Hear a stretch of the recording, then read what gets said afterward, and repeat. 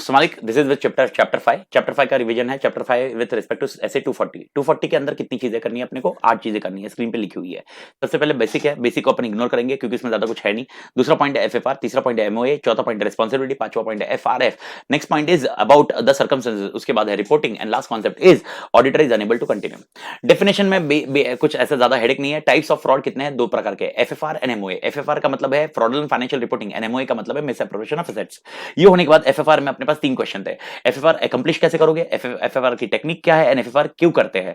तो सबसे पहला कॉन्सेप्ट अगर आपको मालूम होगा, एफएफआर करने के अकम्प्लिश करने का कारण क्या है, कैसे अकम्प्लिश किया जाता है, तो 3 तरीके से अकम्प्लिश किया जाता है। मैनिपुलेशन ऑफ अकाउंट्स होता है, इंटेंशनल ओमिशन होता है, intentional miss application of accounting principle होता है। मैनिपुलेशन ऑफ अकाउंट्स करने का ऑब्जेक्टिव क्या है, why we are doing manipulation of account? तो 4 कारण हो सकते हैं। टैक्स फ्रॉड करने के लिए, डिविडेंड डिक्लेयर करने के लिए, डिविडेंड नहीं डिक्लेयर करने के लिए और मैनेजरियल रेम्युनरेशन के लिए। सर ये करने के तरीके क्या है, मैनिपुलेशन ऑफ अकाउंट्स करने के तरीके क्या है? 5 चीजें, परचेस और बढ़ाएंगे कम करेंगे, सेल्स को बढ़ाएंगे कम करेंगे, इन्वेंटरी को बढ़ाएंगे कम करेंगे, लायबिलिटीज या प्रीपेड एक्सपेंडिचर के कंटीजेंट लायबिलिटी जो भी है उसको उसके ऊपर इंपैक्ट करेंगे, and last point capital and revenue expenditure में प्लस माइनस करेंगे। ये हो गया तेरा अकम्प्लिश कैसे करेंगे। ये होने के बाद तेरे पास techniques to commit FFR. How many techniques are there to commit fraudulent financial reporting? There are 6 techniques. सबसे पहले फिक्टिशियस जीवी मानेंगे, assumptions के इनअप्रोप्रिएट करेंगे। तीसरा point omitting concealing, omitting advancing delaying करेंगे। चौथा पॉइंट कंसील करेंगे। पांचवा पॉइंट कॉम्प्लेक्स ट्रांजैक्शन करेंगे। छठा पॉइंट अनयूजुअल ट्रांजैक्शन को अल्टर करेंगे। बात खत्म। ये होने के बाद अपने लिए why we commit FFR, fraudulent financial reporting commit करने के कारण क्या है? तो 5 रीजन इन्होंने दिए हुए हैं। पहला पॉइंट फाइनेंशियल ऑब्लिगेशन हो सकता है, दूसरा पॉइंट मैनेजमेंट के अनरियलिस्टिक गोल्स हो सकते हैं, तीसरा पॉइंट एम्प्लॉई डिसग्रंटल्ड है, फ्रस्ट्रेटेड है, चौथा सिनेरियो नेम गेम हमेशा होते रहता है, लास्ट पॉइंट है अपॉर्चुनिटी मिल रही है। ये होने के बाद आपका नेक्स्ट क्वेश्चन आता है एमओए। एमओए के अंदर अगर आप देखोगे तो एमओए के अंदर अपने पास 2 क्वेश्चन है, एक है टाइप्स ऑफ एमओए एंड दूसरा पॉइंट है ओके डिफल्केशन ऑफ कैश। तो एमओए के टाइप्स कितने हैं? There are 2 types of MOA. MOA misappropriation of assets and misappropriation of goods है। मिसअप्रोप्रिएशन ऑफ गुड्स के अंदर कुछ भी नहीं है, मिसअप्रोप्रिएशन एसेट्स आपको ध्यान रखना है। 4 पॉइंट है, एम्बेजलमेंट ऑफ रिसीट्स है, स्टीलिंग फिजिकल एसेट्स है, entity to pay for goods and services not received है, and using the entity's asset for personal purpose है। बात खत्म। ये होने के बाद मिसअप्रोप्रिएशन ऑफ गुड्स है, मैंने आपको बता दिया, एक थ्योरेटिकल पॉइंट है, खत्म कर लो। इसके बाद है डिफल्केशन ऑफ कैश। डिफल्केशन ऑफ कैश कितनी तरह से हो सकता है? 3 तरह से। एक तो परचेज से मतलब पेमेंट बढ़ा सकते हैं, एक तो जो रिसीट है उसको घटा सकते हैं। पेमेंट बढ़ाना, रिसीट को घटाना और कैश बुक में एंट्रीज एडजस्ट करना। सर पेमेंट बढ़ा कैसे सकते हैं? 4 पॉइंट से। फिक्टिशियस वाउचर बना के उसके पेमेंट करवा सकते हैं, ओके, जिसको पेमेंट करने वो इन्फ्लेट करवा सकते हैं। तीसरा पॉइंट डमी एम्प्लॉइज बना के उनके वेजेस दे सकते हैं, एंड चौथा सिनेरियो पेटी कैश में टोटल के सामने छोटी मोटी अमाउंट एडजस्ट कर सकते हैं।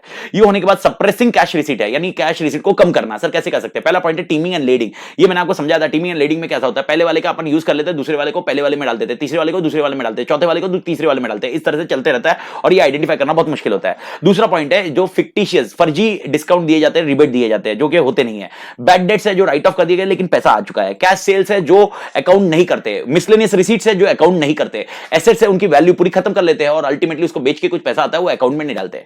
ये हो जाता है और कैश बुक में आपकी एंट्रीज आ जाती है। ये हो जाता है मिसअप्रोप्रिएशन ऑफ एसेट्स। ये खत्म होने के बाद अपने पास आती है auditor's responsibility point. Auditor responsibility for fraud as per SA 240 क्या है? तो इसका 4 पॉइंट में आंसर लिखना है। सबसे पहला है 200 के हिसाब से आपको बताना है कि भाई मेरी रिस्पांसिबिलिटी है, financial statement should be free from material statement और उसमें कोई भी एरर और फ्रॉड के कारण नहीं होने चाहिए। मैं एरर और मैं फ्रॉड को ढूंढने के लिए नहीं आया हूं। दूसरा पॉइंट आप ये बताओगे कि आरएमएम ड्यू टू फ्रॉड ज्यादा है, ओके, मुश्किल है ढूंढना जिसमें आरएमएम ड्यू टू एरर है, क्योंकि फ्रॉड जो किया जाता है वो सही तरीके से किया जाता है। एंड जो एसओडी है जिसकी वजह से अपने को मालूम पड़ता है कि सेग्रेगेशन ऑफ ड्यूटी है, जिसकी वजह से I may think that I got more persuasive audit evidence, जबकि वो एक्चुअली कोल्यूड हो गया होगा, तो ये परसुएसिव ऑडिट एविडेंस नहीं हो सकता है।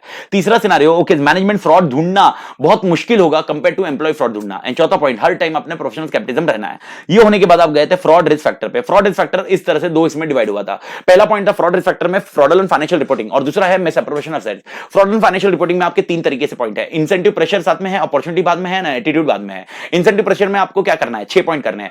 सबसे पहले कंपटीशन बढ़ गया है जिसकी वजह से अपन वल्नरेबल हो गए, जिसकी वजह से कस्टमर कम हो गए, जिसकी वजह से सेल्स कम हुए, यानी कैश फ्लो कम हो गया, उसकी वजह से नेगेटिव कैश फ्लो हो गया और उसकी वजह से मेरे को न्यू रेगुलेशंस आ गए। ये 6 पॉइंट इस तरीके से याद रख लेना। ये पॉइंट हुए 6 पॉइंट आपके पहले पॉइंट। उसके बाद आया आपके बॉस अपॉर्चुनिटी। अपॉर्चुनिटी में क्या क्या था? रिलेटेड पार्टी ट्रांजैक्शन हुए जिसकी वजह से आपका बार्गेनिंग पावर तोड़ हुआ है, जिसकी वजह से एस्टिमेट कैलकुलेशन हो रहा है, एस्टिमेट की वजह से अनयूजुअल और कॉम्प्लेक्स ट्रांजैक्शन हो रहा है और वो टैक्स हेवन कंट्रीज में आपके बैंक अकाउंट है। ये होने के बाद आपका एटीट्यूड का कांसेप्ट आता है। एटीट्यूड में आपके 5 पॉइंट दिए हुए हैं। आप पर्सनल और बिजनेस में डिवाइड नहीं करते हो क्योंकि टैक्स फ्रॉड करना चाहते हो और टैक्स फ्रॉड करने की वजह से आप वायलेशन कर रहे हो, जिसकी वजह से डिफिशिएंसी इन इंटरनल कंट्रोल है एंड अल्टीमेटली आप इन्वेंटरी प्राइस बढ़ाते हो। ये कांसेप्ट हो गया आपका एफएफआर के इसमें ओके फ्रॉडुलेंट फाइनेंशियल रिपोर्टिंग के incentive pressure opportunity and attitude. ये होने के बाद आपके लिए आया मिसअप्रोप्रिएशन एसेट्स। इसमें भी इंसेंटिव प्रेशर में क्या क्या पॉइंट है? सबसे पहला आपके ऊपर फाइनेंशियल ऑब्लिगेशन होता है जिसकी वजह से आपके पास प्रेशर होता है जिसकी वजह से आप फ्रॉड करते हो। इसकी वजह से आप एसेट्स चोरी करते हो और ऐसा हो सकता है कि एम्प्लॉय और मैनेजमेंट के बीच में डिस्प्यूट्स है और उसकी वजह से इंपैक्ट होता है। तो तीन चीजें हो सकते हैं, ले ऑफ हो सकता है एम्प्लॉय का, एम्प्लॉय को कंपनसेशन कम मिल सकता है और एम्प्लॉय का जो एक्सपेक्टेड कंपनसेशन है वो मैच नहीं हो रहा है। उसके बाद अपॉर्चुनिटी आती है, छोटी छोटी छोटी चीजों में अपॉर्चुनिटी ढूंढते हैं, small inventory, small physical asset, ऐसे फिजिकल एसेट जो बेच सकते हैं आराम से मार्केट में। और चौथा पॉइंट है जिसके हाथ में बहुत सारा कैश आइटम है, जो बंदा है जिसको रिस्पॉन्सिबिलिटी दी गई है कैश आइटम हैंडल करने की। उसके बाद आता है attitude, disregard to internal control, disregard to monitoring of control. पहले दो तो पॉइंट दिमाग में डाल दीजिए, behaviour indicating displeasure between management and employee. उसके बाद और एक पॉइंट है lifestyle of the employee and management, जो भी रहेगा। एंड लास्ट कॉन्सेप्ट अपने लिए आता है कितना भी कर लो छोटे मोटे आइटम को इग्नोर किया जाता है। एंड टॉलरेंस ऑफ पेटी थेफ्ट, यानी 50 रुपए के आइटम में छोड़ना, यार 50 रुपए जिंदगी लेके जाएगा क्या। ये होने के बाद अब क्या आया, circumstances relating to possibility of fraud. Okay, circumstances और फ्रॉड रिस्क फैक्टर में डिफरेंस क्या है मैंने बता दिया। सर्कमस्टेंसेस कितने तरह के हो सकते हैं, 4 तरह के हो सकते हैं। सबसे पहले डिस्क्रिपेंसी इन अकाउंटिंग रिकॉर्ड्स, दूसरा पॉइंट है कॉन्फ्लिक्ट और मिसिंग एविडेंस, तीसरा कॉन्सेप्ट आता है आपके लिए relationship between auditor and management, and चौथा सिनेरियो अदर्स। पहला आता है डिस्क्रिपेंसी इन अकाउंटिंग रिकॉर्ड, इसके अंदर 4-5 चीजें आप देखोगे। या तो पहला पॉइंट ट्रांजैक्शन कंप्लीट नहीं है, ओके, कट ऑफ में नहीं है, क्लासिफिकेशन बरोबर नहीं है। दूसरा सिनेरियो ट्रांजैक्शन अनऑथराइज्ड है। तीसरा सिनेरियो एक्सेस दिया गया है। चौथा सिनेरियो यार लास्ट मिनट में चेंजेस जबरदस्त करते हो जिसकी वजह से सिग्निफिकेंट इंपैक्ट आता है। एंड लास्ट कॉन्सेप्ट है टिप्स आपको मिल रहे हैं, कंप्लेंट मिल रही है। ये होने के बाद आपके कॉन्फ्लिक्ट एंड मिसिंग एविडेंस है। इसके अंदर क्या कॉन्सेप्ट है, इसके अंदर आपके 6 कॉन्सेप्ट है। मिसिंग डॉक्यूमेंट है, मिसिंग इन्वेंट्री है, ओके, आपके पास अनयूजुअल कुछ डिस्क्रिपेंसी आई है और आपको कुछ अनयूजुअल पेमेंट किए हुए हैं जो अनएक्सप्लेन्ड है। और इसके बाद और 2 पॉइंट है, अकाउंट रिसीवेबल बहुत ज्यादा है और फर्जी जो चेक कैंसिल्ड हुए वो कहां पर गए किसी को मालूम नहीं पड़ रहा है। And that is what they have defined. Relationship between auditor and management, इसके अंदर प्रॉब्लम क्या है, एक्सेस नहीं दे रहे हैं, एक्सेस नहीं दे रहे सर, एक्सेस टू रिकॉर्ड्स नहीं दे रहे, पर्सन नहीं दे रहे, एक्सेस टू आईटी सिस्टम्स नहीं दे रहे, टाइम पे मुझे इंफॉर्मेशन नहीं दे रहे, फैसिलिटेट नहीं कर रहे हैं, ओके, मैंने कुछ इंफॉर्मेशन मांगी तो डिले कर रहे हैं, और डेफिशिएंसी इन इंटरनल कंट्रोल है, वो विलिंगनेस ही नहीं कर रहे उसको चेंज करने में। ये कॉन्सेप्ट हो गया relationship between auditor and management में डिस्प्यूट्स होना। एंड लास्ट कॉन्सेप्ट है अदर्स। अदर्स में 4 पॉइंट आपको दिए हुए हैं, प्राइवेटली मीट करने नहीं दे रहे टीसीडब्ल्यू के साथ में। सेकंड, अकाउंटिंग पॉलिसीज, ओके, जो इंडस्ट्री से उससे अलग है, इस एस्टीमेट में बार बार चेंजेस कर रहे हो, कभी 2%, कभी 10%, कभी 2%, कभी 10%, ऐसे कर रहे हो। And tolerance of violation of code of conduct, code of conduct का वायलेशन हुआ है लेकिन आप टॉलरेट कर रहे हो, गलत क्या है समझ में नहीं आ रहा मालिक, गलत है।